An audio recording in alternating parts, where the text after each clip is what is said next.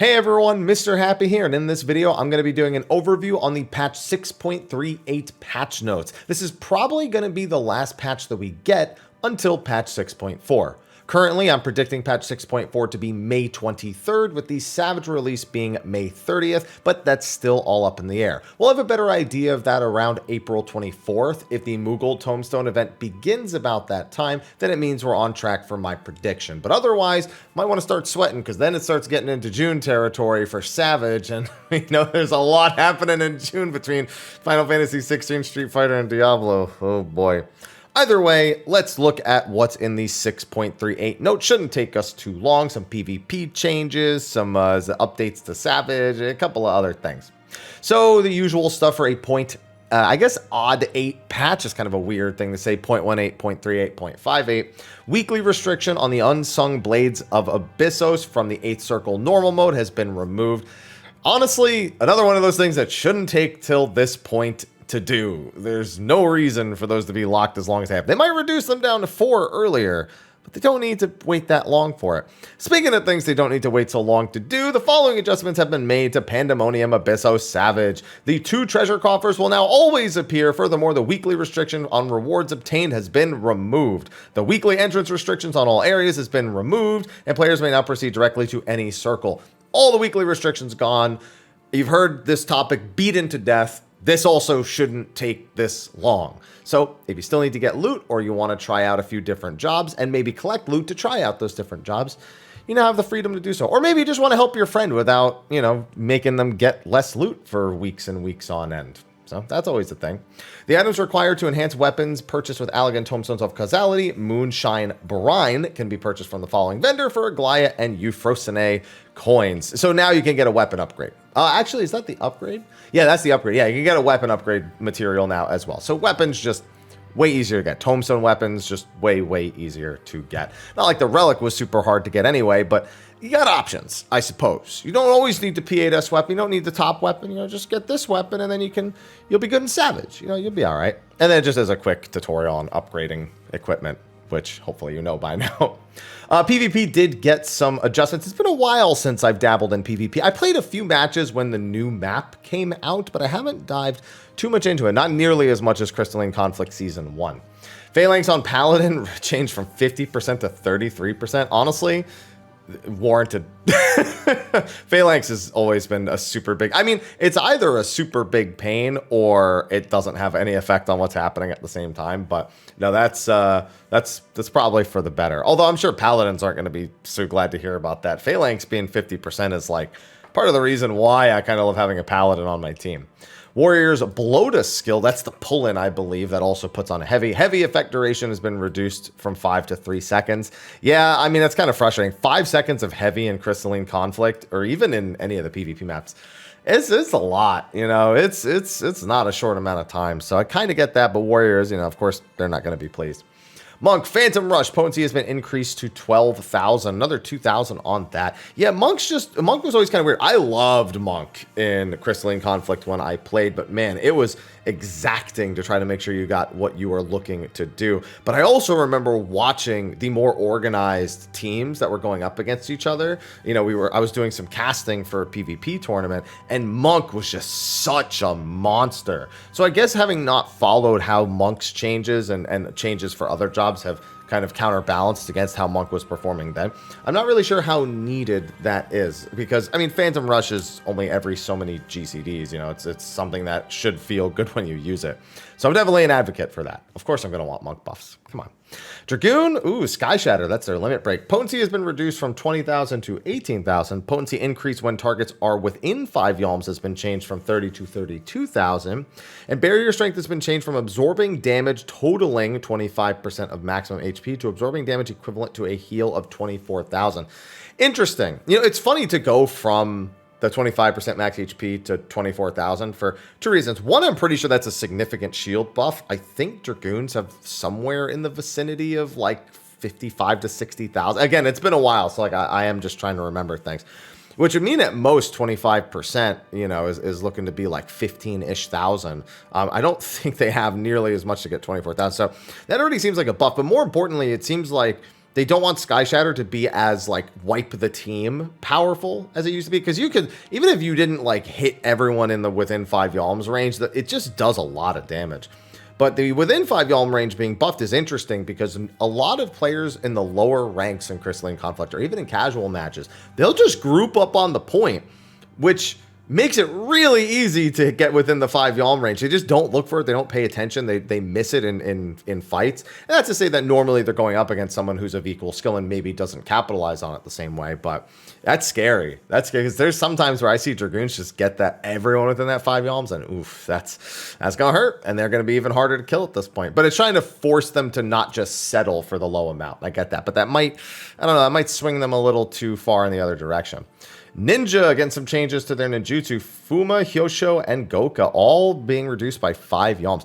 I think that's warranted. I hate ninjas in PvP so much. It feels like they are just, they're jumping away from me, they're pelting me, they're jumping in, they're doing an attack, they run away, they throw up a shield, they throw these, and I don't know, it gets real frustrating real quick. So the 20 Yalms, I mean, even that's still quite far away, but 25 was monstrous. It's just made going against them such a pain. Reaper's Plentiful Harvest, max potency up to 24,000. Okay, I think that's fine. Reaper's always been kind of a weird spot. They were getting strong for a while. I don't know how they're doing right now, but I remember they were picking up in popularity and strength for quite some time. Dancer's Curing Waltz being buffed. That's cool. It's nice to see. Dancer's also one of those like really strong and coordinated groups, but often struggles a little bit more in solo queue. So that's probably more what it's geared towards. Black Mage Burst has been increased to 16,000 for the barrier. I swear that was 16,000 before, and they reduced it, and now they're bringing it back. I guess that just shows how much the landscape has changed, but listen, I'm not one to complain. Red Mage getting duration buffs on Magic Barrier and Frazzle. Interesting. Those skills are really strong. To see them go up to 10 seconds, I think they might have been 10 seconds at one point, but to see them go up to 10 seconds, kind of surprising. Southern Cross, healing potency and damage potency both increased by 2,000. Why? I hate Red Mages. Next to Ninjas, Red Mages were always even more frustrating to me. Oh, but it looks like the boost from being in White Shift or Black Shift is being reduced. So it's increasing the bottom line. And I guess it's trying to make, I guess, Black Shift. I don't know. I do see quite some uses for White Shift. I've seen a lot of Red Mages go into fights where there's like low sustain, or maybe they're behind and they go White Shift Southern Cross. So it's kind of a buff to that. Sort of. It's not really a buff. It's a buff to the damage output if you decide to go White Shift, and a buff to the healing potency if you decide to go Black Shift. So either way, I think that's an okay trade-off, but I think solo queue Red Mages probably aren't going to like the damage potency changing, because they are the ones who just run up with a Black Shift Southern Cross on a whole team and just win, along with like a Dragoon Sky Shatter, which just got buffed. Scholar Eloquium, the cure potency was reduced by 1,000, but the barrier strength increased by 2, so giving them a net EHP gain at the cost of it not healing as much. I think that's a win. I mean, it's a win on paper, but I think I'd rather have a 6,000 point shield than a more potent actual heal itself, because 4,000 to 3,000 is not that big a deal, but shielding 2,000 more damage can be a difference maker. So I think that's a win for Scholar personally. And Astro, Fall Malefic, the recast time reduction granted by the additional effect reduces the recast time of double cast. Has been changed from 7.5 to 10. If I'm remembering correct, that's significant, like uber significant. Okay, I know they nerfed over patches a lot of Astro's double cast stuff. I remember Gravity was stupid. It was so stupid before it was buffed. I mean, before it was nerfed. But even still, that's big. And it's just it's all right. If I'm reading that correct, that's insane. But sure, I guess Astro maybe not in the best spot, so they want to do that. I don't know. Crystalline Conflict, the time until the tactical crystal is unbound has been reduced from 30 to 20. I like that a lot. 30 always felt a bit excessive, you know? And I think they're trying to make sure these matches stay sped up a little bit. So following this change, certain music tracks played during the matches has been adjusted. Oh, interesting. I wonder if they just made it so that it starts at a later point in the opening one. Because I don't remember which one Festival of the Hunt is. I think that's just the general music that they use, because that's just the Final Fantasy IX music that they're using. Probability of triggering a pneumatic parade on Clockwork Castle time stage has been adjusted to increase the chance of a second parade. Probably a good idea. It's weird when you only get one parade versus two parades because that swings the game quite heavily. It's a good time for teams to get back into the game if they're behind, and a good team can push ahead with that as well. So at the very least, it gives another swingy moment to the map, which can be beneficial to either team. Season 5 will end and Season 6 will begin. Yeah, we knew this was going to happen.